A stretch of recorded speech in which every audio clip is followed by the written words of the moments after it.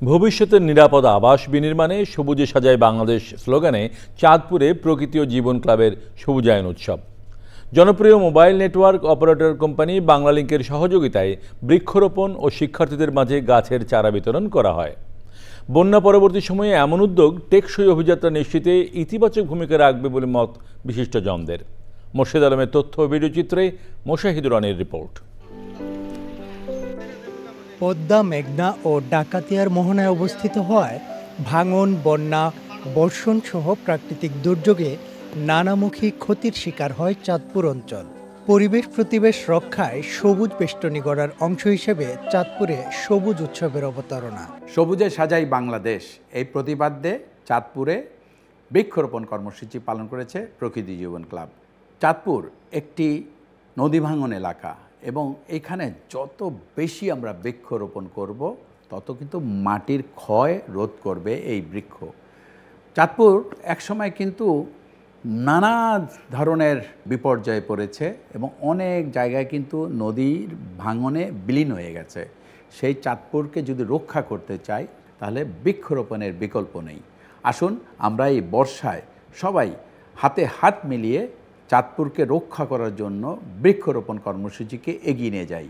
শুধু চাঁদপুর নয়, সারা বাংলাদেশটাকে আমরা যেন সবুজে ছেয়ে ফেলি। প্রকৃতি ও জীবন ক্লাবের উদ্যোগে এবং বাংলালিংকের সহযোগিতায় ৭৫০ জন শিক্ষার্থীর মাঝে বিতরণ করা হয়েছে ফলদ, বনজ ও ঔষধি গাছের চারা।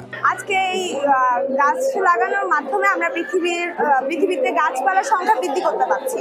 যেখানে আমরা খালি জায়গা পাবো গাছ রোপণ করব। সকলের একসাথে হয় বৃক্ষরোপণ করা উচিত। বাংলালিংক এবং চ্যানেলাইকে অসংখ্য ধন্যবাদ। এই কার্যক্রম যাতে সবসময় অব্যাহত থাকে। সবুজায়নের এমন উদ্যোগ উদ্বুদ্ধ করবে বৃক্ষরোপণে। চ্যানেলাই যে কর্মকাণ্ডটি চালিয়ে যাচ্ছে, একদিন পুরো বাংলাদেশ সবুজে সাজবে এই প্রত্যয় আমার রাখছি।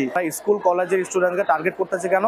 কারণ আমরা চাচ্ছি যে এই মোটিভটা তাদের শুরু থেকেই যাতে অ্যাকাউন্টেবিলিটিটা চলে আসে, যে সামাজিক দায়বদ্ধতার একটা ব্যাপার আছে।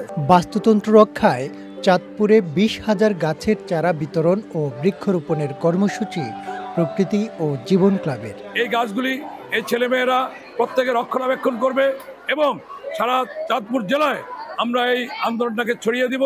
বৈশ্বিক উষ্ণতা এবং জলবায়ুর বিরূপ প্রভাব থেকে প্রকৃতিকে রক্ষা করতে হলে সবুজায়নের বিকল্প বলে কিছু নাই। প্রকৃতি জীবন ক্লাব চাঁদপুর জেলার পক্ষ থেকে আমি সকলকে অভিনন্দন জানাচ্ছি। শিক্ষার্থীরা যাতে তাদের নিজ আঙ্গিনার পাশে এই বৃক্ষ রোপণ করে থাকে এবং তাদের এই বৃক্ষরোপণের পাশাপাশি তার পরিবারের এবং প্রতিবেশীরাও যাতে উদ্বুদ্ধ হয়। ভবিষ্যৎ প্রজন্মকে প্রকৃতি সংরক্ষণের গুরুত্ব বোঝানোর পাশাপাশি পরিবেশ বান্ধব জীবন আচারে অভ্যস্ত করতে এমন উদ্যোগের বিকল্প নেই বলে মত পরিবেশবাদীদের। মোশাহিদ রনি, চ্যানেল আই।